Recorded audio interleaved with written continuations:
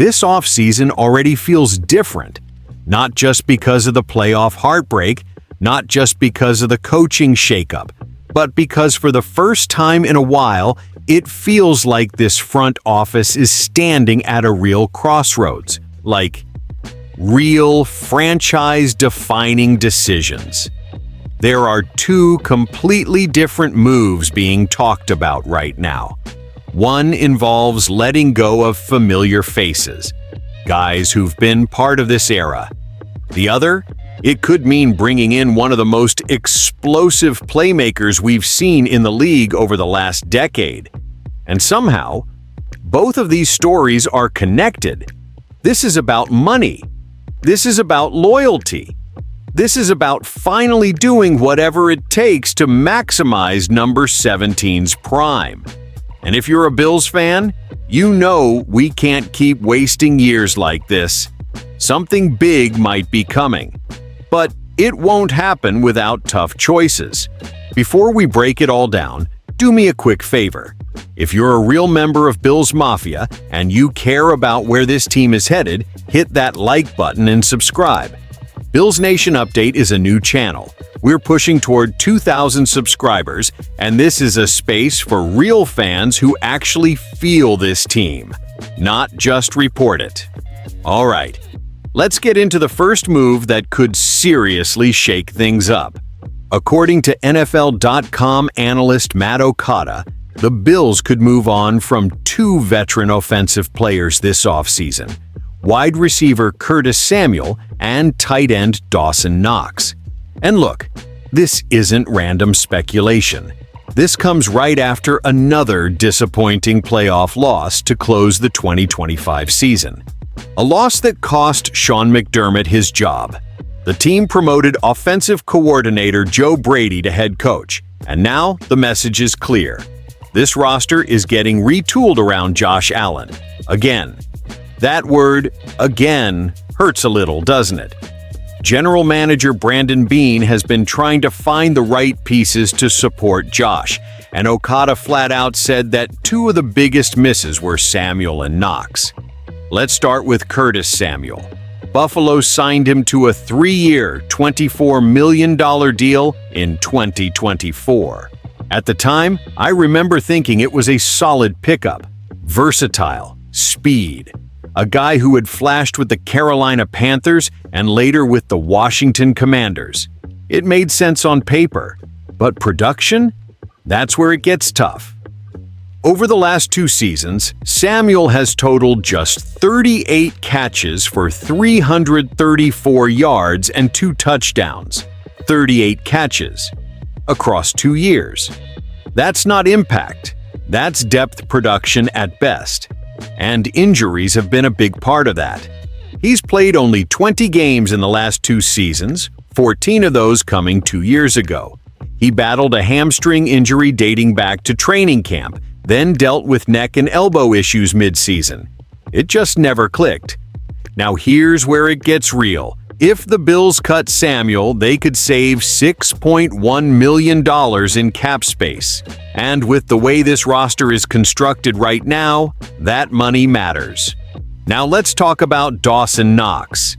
This one's harder emotionally. Knox has been here since 2019. He was part of the build. He signed a 4-year, $52 million extension in 2022. And that same season, he made the Pro Bowl. But since then, he's been average, middling at best, like Okada put it. Not bad, not terrible, just not playing up to that contract. And financially, this is where it gets interesting. If the Bills release Knox before June 1st, they save $9.7 million. If they designate him as a post-June 1st cut, that jumps to $12 million in savings. That's significant. And here's the bigger context. Dalton Kincaid has emerged as the number 1 tight end in this offense. He's younger, he's dynamic, he fits where the league is going. So now you're paying big money to a number 2 tight end. That's not ideal when you're trying to chase a Super Bowl. Last offseason, Buffalo also signed wide receiver Josh Palmer to a 3-year, $36 million deal. There was even talk that Curtis Samuel might get cut after Palmer came in, but the team chose to keep him. Now, that decision might get revisited. The overall goal this offseason is simple: create as much cap space as possible to bring in a true number one wide receiver. Someone who changes coverage, someone who defenses fear. Because let's be real, Khalil Shakir led the team with 719 receiving yards in 2025. 719. That's not enough firepower for a quarterback like Josh Allen. If Buffalo parts ways with Samuel and Knox, they could free up real money to go get that missing piece. Maybe even add defensive help, too. The new league year kicks off March 11th, and that day could bring serious movement. But here's where it gets crazy. Because while we're talking about freeing up money to chase a true number one receiver, something unexpected just happened in the AFC East. And if this front office is bold enough, really bold, the solution might already be out there. And trust me, this next part changes everything. Here's where things get wild. Because while we're sitting here talking about creating cap space to go chase a true number one wide receiver, one just hit the open market. And not just any receiver. According to ESPN's Adam Schefter, the Miami Dolphins are releasing Tyreek Hill. Yeah, that Tyreek Hill.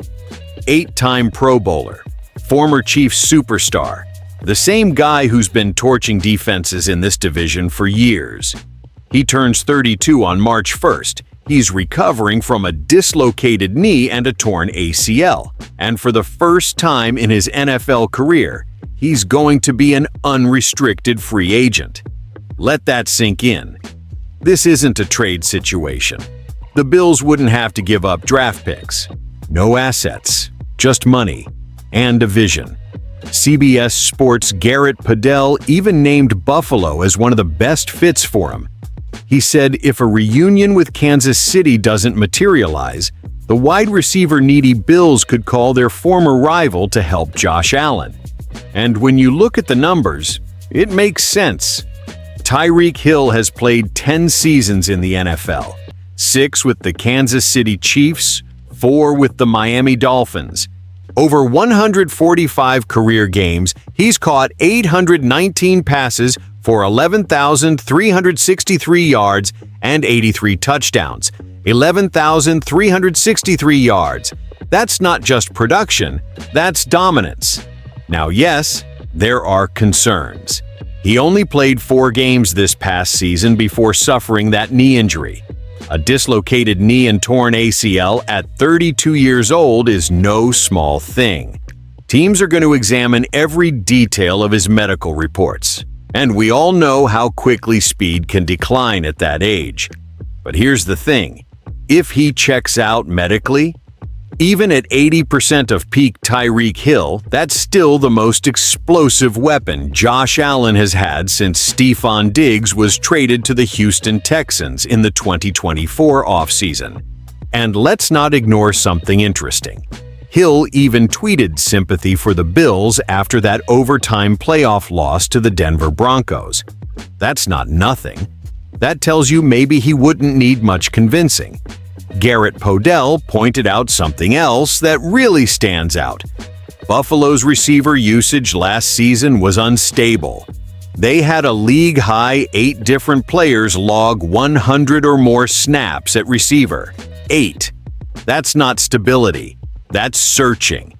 Khalil Shakir led the team with just 719 receiving yards. No one truly separated as that dominant presence. Now, imagine defenses trying to decide between respecting Josh Allen's arm and tracking Tyreek Hill over the top. That changes everything. Of course, the Bills have cap constraints, just like Kansas City. But that's why moving off contracts like Curtis Samuel and Dawson Knox suddenly feels connected to this moment. 6.1 million saved here. 9.7 or 12 million saved there. That's how you build the flexibility to make a swing like this. And here's my honest take as a fan. If Tyreek Hill were under contract and we had to trade premium draft picks for him, I'd hesitate.